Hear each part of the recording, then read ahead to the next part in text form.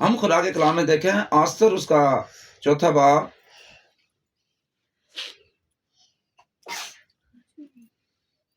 اور اس کی 16ویں آیت 15ویں آیت سے پڑھ دیتا ہوں۔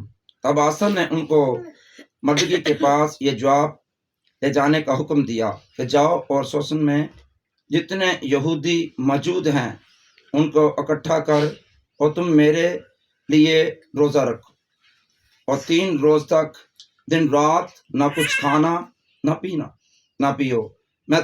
میں بھی اور میری سہیلیاں اسی طرح سے روزہ رکھیں گی، اور ایسے ہی میں بادشاہ کے حضور جاؤں گی جو آئین کے خلاف ہے۔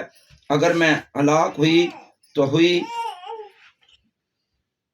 اب اسے پتا ہے کہ ایسی حالت میں بغیر بادشاہ کی اجازت کے بغیر، چاہے اس کی بیوی ہے، خرمے ہیں، وہ بادشاہ کے پاس نہیں جا سکتی تھی اس کی اجازت کے بغیر۔ پر اپنی جان کی پرواہ کیے بغیر اس نے بادشاہ کے پاس جانے کے لیے عہد کر لیا کہ میں اب بادشاہ کے پاس جاؤں گی، اس لیے کہ اپنی قوم کے لیے، اپنے لوگوں کے لیے، کہ انہیں ہلاکت سے بچاؤں۔ اس نے کہا کہ اگر ایسے جاؤں گی تو میں مر بھی سکتی ہوں، میرے قتل کا آرڈر بھی ہو سکتا ہے، پر اس نے اپنی جان کی پرواہ نہیں کی۔ جب وہ، آپ یہ بات سیکھنے والی ہے کہ جب وہ دعا اور روزے میں ٹھہری، اور وہاں پیچھے جو سارے یہودی تھے وہ بھی جب روزے میں ٹھہرے، تو وہ بادشاہ جس کا آئین تھا، جب وہ روزے میں ٹھہر کے گئی تو اسے اپنا آئین یاد نہ رہا۔ خدا نے اس کے دل کو ہی تبدیل کر دیا، اس کا قانون ہی بدل گیا۔ اس نے وہ آستر کی بات پر توجہ کی، آستر کو بلایا۔ جب اس نے ساری بات چیت اس سے کی تو وہ پروانہ جو یہودیوں کے خلاف لکھا گیا تھا اسے ختم کر دیا گیا۔ اور آج ہم جب روزے میں ٹھہرتے ہیں تو وہ تو ایک دنیا کا عام بادشاہ تھا، تو ہم تو اس بادشاہ پر ایمان رکھتے ہیں جو ازلی بادشاہ ہے، جو بادشاہوں کا بادشاہ ہے۔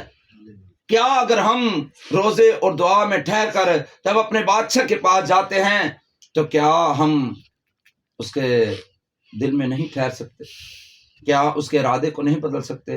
اور روزہ ایک ایسی چیز ہے کہ خدا کے ارادے کو بھی بدل دیتا ہے، کیونکہ جب ہم نینوا کے لوگوں کو دیکھتے ہیں تو نینوا کے لوگوں کے لیے تباہی کا فرمانا خدا کی طرف سے تھا۔ وہ رب العالمین جس نے کل کائنات کو خلق کیا، اس نے یونا کو بھیجا کہ جا کے انہیں بتاؤ کہ میں جو تم دنیا میں گناہ کر رہے ہو میں بیزار ہوں۔